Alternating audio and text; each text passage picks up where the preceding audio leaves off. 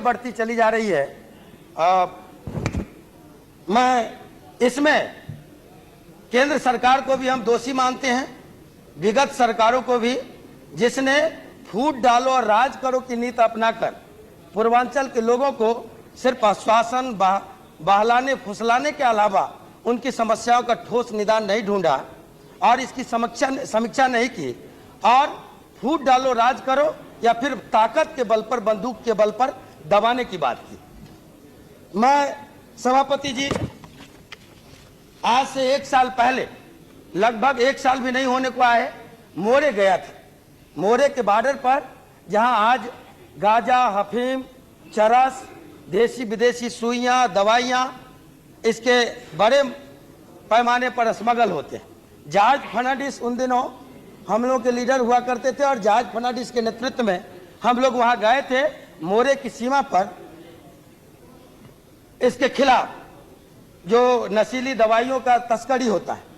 उन दिनों हमने देखा कि वहां समानांतर सरकार स्मगलरों का चल रहा है, माफियाओं का चल रहा है और उनके बंदूकों के मुहाने पर से हम लोगों को गुजरना पड़ा।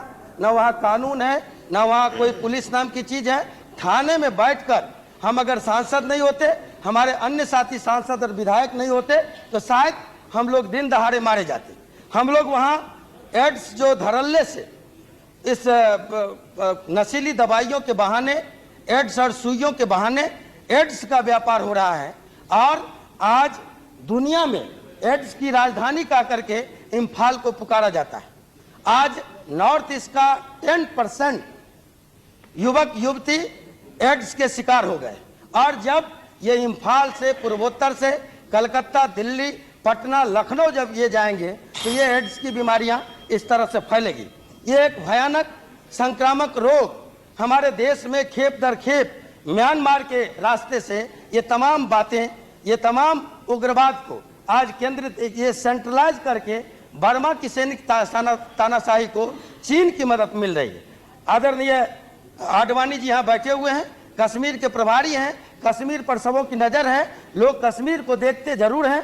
कश्मीर से खतरा पाकिस्तान के थ्रू, कश्मीर से खतरा इस मुल्क को है, इस बात को इनकार नहीं किया जा सकता कि विदेशी नजरें इस मुल्क पर लगी हुई है। लेकिन मैं इनका ध्यान बटाना चाहूँगा और कहूँगा कि आज कश्मीर से ज़्यादा खतरे पूर्वोत्तर के इलाके में चीन के माध्यम से, बर्मा की सैनिक तानाशाही के माध्यम से ये फैल रहा है उग्रवाद। पहले ये इनके निशाने थे 7 सिस्टर इलाके को कैसे मुल्क के से काट दिया जाए।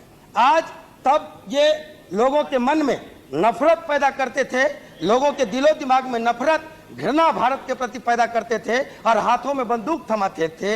लेकिन आज ये सौदा महंगा पड़ रहा है और अब ये इसके साथ साथ एड्स, नशीली दवाइयाँ, ये सब सुइयाँ, गांजा, हफीम, चरस इस मुहाने से, इस रास्ते से इस देश में और 7 सिस्टर इलाके के इस नौजवान पीढ़ी को, नई नस्ल को पिलाकर खिलाकर सदा सदा के लिए हमारी नस्लों को बर्बाद करना चाहती है। ये गाढ़ी साजिश चीन की है और ये गाढ़ी साजिश म्यांमार की सरकार और वहाँ सैनिक तानाशाही की है। आज भारत की तुलना में जो सैनिक हमारी तैयारियां हैं उससे कोई कम तैयारी छोटे से 5 करोड़ के मुल्क बर्मा की नहीं है। और ये आन शान सूची को सैंतने के लिए नहीं, उसे सीधा करने के लिए नहीं, बल्कि उनकी नजर, बड़ी पैनी नजर भारत पर है। सर्वाधिक खतरों के दौर से आज भारत गुजर रहा है। हम आप तमाम लोगों, आपके माध्यम से हम नॉर्थ ईस्ट के लोगों को भी कहना चाहेंगे, अपने नौजवान भाइयों से भी कहना चाहेंगे कि हम मुल्क के लोग, मुल्क के गरीब गुरबा लोग, मुल्क के आम लोगों को उनके प्रति सहानुभूति है। हम दिल से उनके साथ हैं, सरकारें उनके साथ हो कि नहीं हो, लेकिन जनता भारत की इस नॉर्थ ईस्ट के लोगों के साथ है और उनको घबराना नहीं चाहिए। हम उनसे ये अपील जरूर करेंगे कि हिंसा का रास्ता छोड़कर और वो निश्चित तौर पर भारत की मुख्य धारा से, मुल्क की मुख्य धारा से जुड़े और हम उनको प्यार, मोहब्बत और अपनापन देने के लिए तैयार हैं। और यही हम सरकार से भी निवेदन करेंगे कि सरकार भी गोली की बोली, बंदूक की बोली छोड़कर प्यार, मोहब्बत तरक्की और विकास के रास्ते पर पूर्वांचल को, पूर्वोत्तर को जिस दिन ले जाएगा, निश्चित तौर पर पूर्वोत्तर के लोग भी भारत को अपना अंग समझेंगे, अभिन्न हिस्सा समझेंगे और इस मुल्क की बेहतरी के लिए हर कुर्बानी देने के लिए तैयार होंगे। हम अंत में एक लाइन राष्ट्रकवि दिनकर की इस पंक्ति के साथ अपनी बात खत्म करेंगे कि निश्चित तौर पर पूर्वोत्तर की जनता से हमारी सहानुभूति है, हमारा प्यार है, हम उनको अपनापन देने के लिए तैयार है। लेकिन हम यहाँ बैठे गृह मंत्री से भी कहेंगे और केंद्र की सरकार से भी कहेंगे कि वो चीन के निशाने को समझे, वो म्यांमार के साजिश को समझे, विदेशी साजिशों को समझे और उस पर कठोर कदम उठावे। राष्ट्रकवि दिनकर ने कभी कहा, वो राही दिल्ली जाना तो कहना अपनी सरकार से, चरखा चलती है हाथों से, शासन चलता तलवार से। वहां घुटने टेकने की, वहां समझौता करने की कोई जरूरत नहीं है। अपने जिसका मुझे